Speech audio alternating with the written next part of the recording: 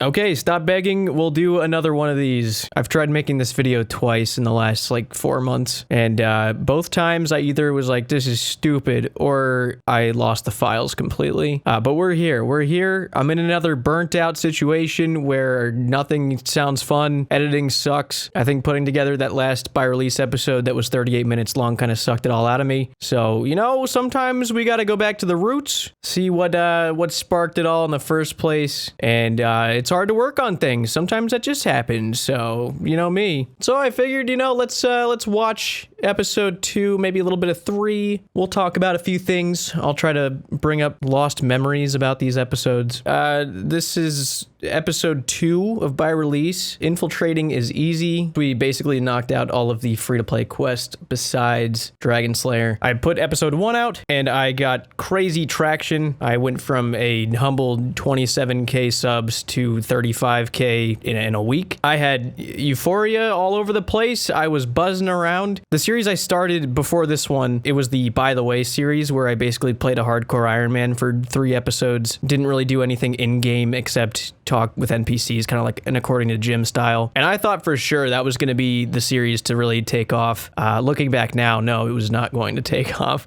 It was funny. It was a good time, but it just didn't have that general wide audience appeal. This did. This was going to get people who are playing now, who have played in the past. That felt really cool that a lot of people were showing interest right away. I immediately got so much more energy to put into this series because of that feeling. A few months prior to this whole thing, I was really struggling with where I was going to be heading career-wise. I was president of my university's hockey team, and I thought, oh, maybe business is for me. I was just going to settle on that, just go that route. But then this happened, and here we are. Here we are. Let's see what's going on here in good old by-release land of 2019.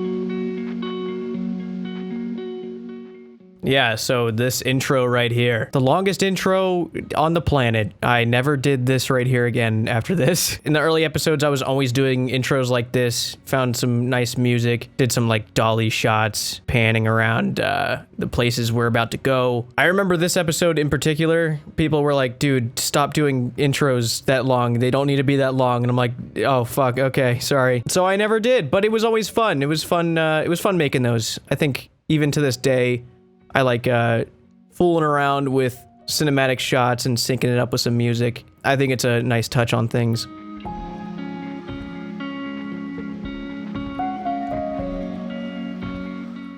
This scene right here is where I'm first addressing all of the rules that I broke while playing the account. I learned very quickly. I was in the scopes of these snipers up in the hills, just watching my every move, making sure that anything I did was out at the time of my account. It was such a hectic feeling, dude. Like, I had to research so many things. I didn't understand the degree of my restrictions, and people took it farther than I did. And I was like, what the fuck is going on? What did I get myself into? I just kind of embraced the fact that I had broke those rules. I ended up doing it a few more times throughout the series, some more major than others. It turned into a bit, basically. So right here, I said, like, I'm just gonna do the quest in order. If I break rules, then oopsies, sorry, slipped, fell, broke rules. I eventually started taking it more seriously and having more fun with the restrictions. And people loved that because I can't tell you how many times I've heard, oh, that wasn't out in 2007, that wasn't out in 2006. I will get people saying that wasn't out in 2007 even after I get my quest cape. I will always hear that. It will never get old. It's never been old once. Heard it thousands of times. It's an original joke. Everybody's really good at jokes. Everybody is so good. This is when I was still trying to figure out little title screens for each quest. It must have been episode 3 or 4 when I started using the little wiki screenshots. I've used those for as long as I can remember. It says the date, what little series they're a part of, and they're just nice to look at. Everyone recognizes them. So the premise of this quest is Professor Odenstein here was conducting an experiment or something, and he changed Ernest to a chicken. Basically, we need to go find the parts and get it back to this guy, and turn Ernest back so he can go back to his to his hot wife. Next up on the list is Vampire Slayer. I'm going to talk about a bunch of stuff that could possibly ruin some RuneScape videos for you. I have so many pet peeves when it comes to recording things on RuneScape just because there's a lot of little things that can take away from the quality of it. And right here, the roofs. I was not removing the roofs, which in certain camera angles can cause them to like flicker on screen. It just looks bad. I don't know. It bothers me that there's something flickering. It's just a giant house cutting itself in half. I think they were default off in 2007 anyway. I don't remember when roofs became a thing. I'll only turn them on if I'm getting like a cinematic shot with the Orb of Oculus. Other than that, those things are always off. They should be off for everybody. It makes your life a whole lot easier. What else? My orbs are on. I don't think I turned those off until the next episode. I actually didn't know you could turn those off. I watched Rarg's Lost in 2005 intro and saw him do it, and I was like, no way. I turned them off and they never were really on again unless I forgot when I was opening up that little map in the corner, because that goes away too. Nowadays, I don't join my clan chat while I'm filming. A lot of people in the comments of the videos were always like talking about conversations that were happening in the clan chat, and I was like, fuck you guys, man. Don't look at what they're saying. Who gives a fuck what they're talking about in there? I don't like distractions. Like, look, I'm about to fight this vampire, right? It's popping out. Huge plot development, crazy moment. What the fuck are they talking about in there? I don't need people looking at that. It is kind of funny seeing everybody in there. Sofa, I see you. Watch what I do here. To zoom in with the camera, I slide this thing. All right, that is not me trying to like stay true to some old restriction of not being able to use the mouse wheel. My mouse wheel was literally fucked and I couldn't use it. It took me so long to get a mouse that actually had a working scroll wheel. I remember people would shit on me every episode because I was just doing that. There's just a bunch of scenes with me sliding the little zoom thing in. The one thing I really love about quests like these is the dialogue that Jagex added. Like, I knew about this quest before going into it, so I came here with the 4 beads, so they added this dialogue.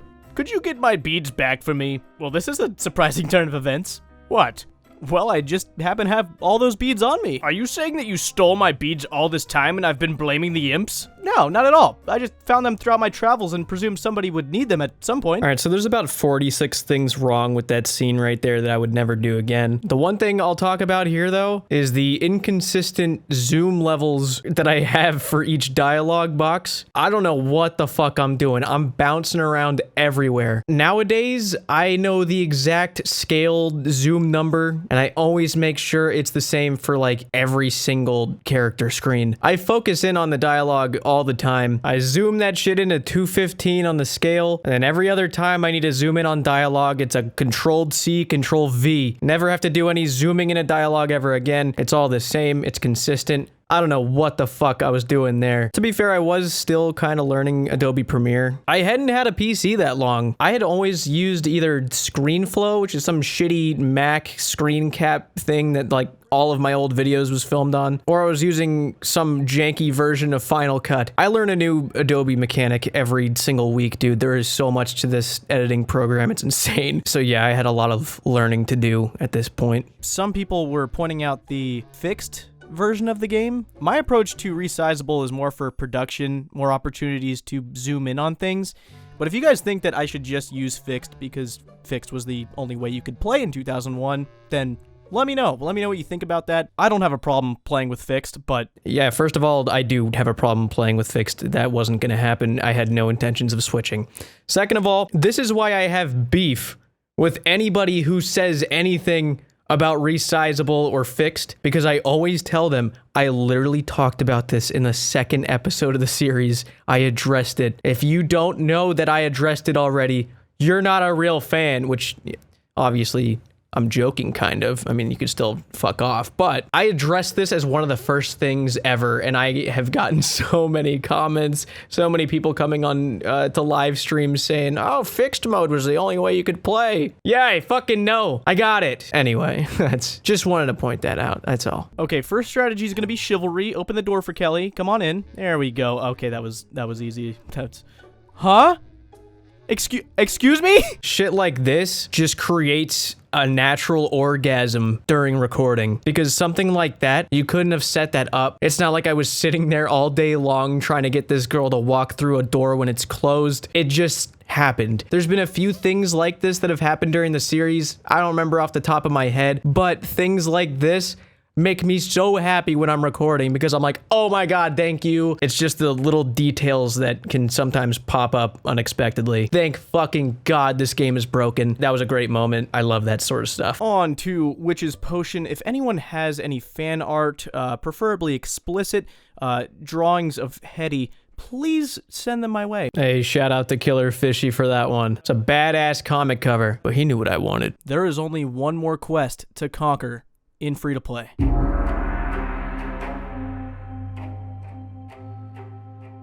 I always love building up some sort of anticipation with a big quest. I did it for like Dragon Slayer, Monkey Madness, Desert Treasure, Legends Quest, all those. Even though everyone's done those quests like 5 times, I always like to add a little spice before, you know, one of those big iconic quests that everyone knows about. I was planning on talking about episode 3. I'm on such a time crunch that I just gotta keep going. Before we go, I'm gonna answer just a few questions that I've gotten on the first episode of this. Feel free to leave your questions below. I love answering questions you guys have about this stuff. More than happy to go into detail. I'll try to make these more frequent. No promises, but I'll do my best. It is pretty refreshing doing this again, so. But all right, let's answer some questions. All right, I'm grouping these 2 together because they're pretty similar. Basically just 2 questions about school and how it's shaped the way that I do by release and other projects. So I went to the University of Kansas for film and media studies. I have a bachelor's degree. I've talked about this on stream a few times, but I think about 10% of my classes actually applied to what I do today. I took a few classes from Professor Kevin Wilmot. He actually won an Oscar for his work on Black Klansman. Taking 2 classes with him, I probably got the most information out of all of my other classes. There's a lot of techniques that he taught. He actually recommended a book that changed the way that I write in general. A lot of good rules to follow. It's called Your Screenplay Sucks, 100 Ways to Make It Great by William Akers. Whenever I was doing revisions to scripts, working on something big, anytime I was using Final Draft, which is the script app I use when I'm doing a big project, I referred to this book 100% of the time. So if you're interested in screenwriting and want to further your knowledge of how to develop one that works, definitely recommend this book, recommended by an Oscar winner. So basically, if you disagree, you're wrong. I have a minor in English as well. I think writing is what I got out of college the most. Not necessarily the comedy side of things, but more structuring it. A lot of comedy, you have to do your own research, a lot of trial and error. But when it comes to comedy in general, I mean, I'm still learning every single video I make. I've just always been infatuated with the world of comedy. TV shows, you know, I grew up watching South Park and looking up to Andy Samberg on SNL, always listening to stand-up comics. You know, it's just been,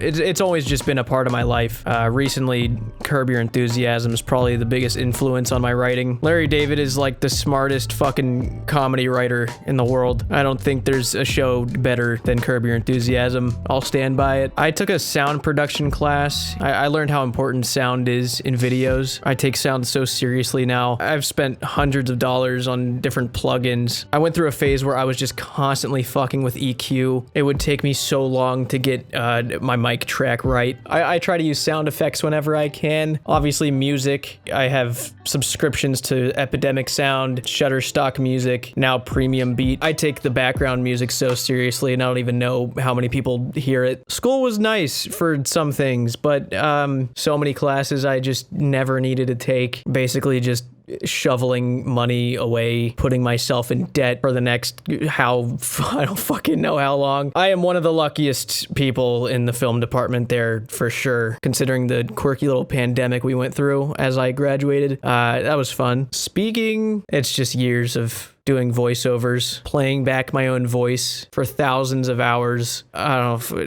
dude, it's sickening. But that's how my speaking skills, I guess, improved, I'd say. Rapping skills, totally fucking winging it, dude. I have no idea what I'm doing with music. I won't go into that right now, but I just know that I have no idea what I'm doing. This was regarding the commentary in By Release. since last time I mentioned that a lot of the voiceovers that you hear during the episode are done in post after the fact that I do the quest. It still comes as like a shocker to a lot of people because the majority of RuneScape YouTubers are doing live commentary. If people are able to do live commentary and make quality content and it works, then fuck it, yeah, do live commentary. I would love to be at the level of doing live commentary as I play the quests, coming up with these jokes, not having to write shit, and just compiling it all together on a timeline and just organizing it chronologically as I recorded. That would cut off about 60% of my editing process if I just was that talented. But